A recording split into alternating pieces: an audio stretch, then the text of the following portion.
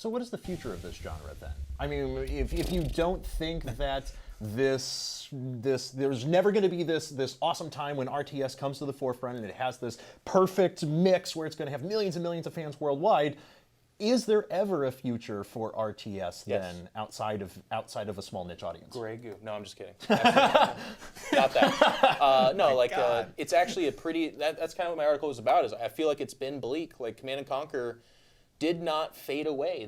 They like came in through a doorway, were shot 17 times, dropped down, and bled out. It was a terrible going away of Command and Conquer.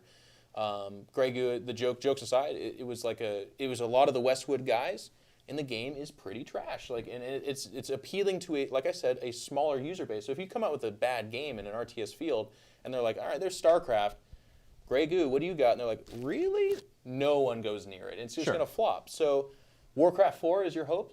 Obviously Blizzard's not talking about it, but there will be a Warcraft 4. I'm almost certain of it. It would be silly not to eventually. Yeah, I mean they like money, like everyone else. So that'll be another RTS that they have on lockdown. There's nobody else making a Warcraft equivalent, not on that level anyway. So that'll be good. And then eventually, 25 years from now, another StarCraft. And I really do, that's super pessimistic. What a horrible thing to say. And when I wrote that article, people were like, Jeff, I grew up on RTSs, you idiot.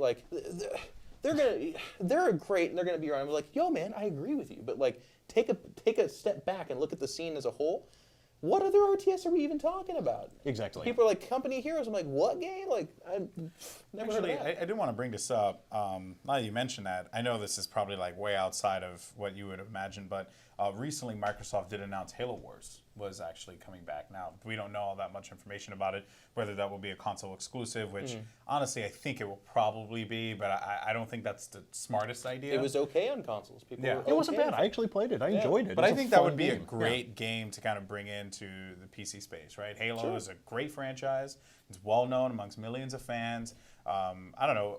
What are your thoughts about that? I mean, do you think that, and I hate to say this, but do you think it needs to be dumbed down a little bit and maybe presenting in a console? And that would be, I guess, for you as well, Katz, because I know, both of you guys competed for a long time. Well, there's StarCraft on Nintendo 64, which was a great game. The most god-awful game. I purchased an expansion pack for my N64 so I could unlock Brood War on StarCraft 64. It is one of the most brutally, horribly efficient games ever made. RTS is on consoles.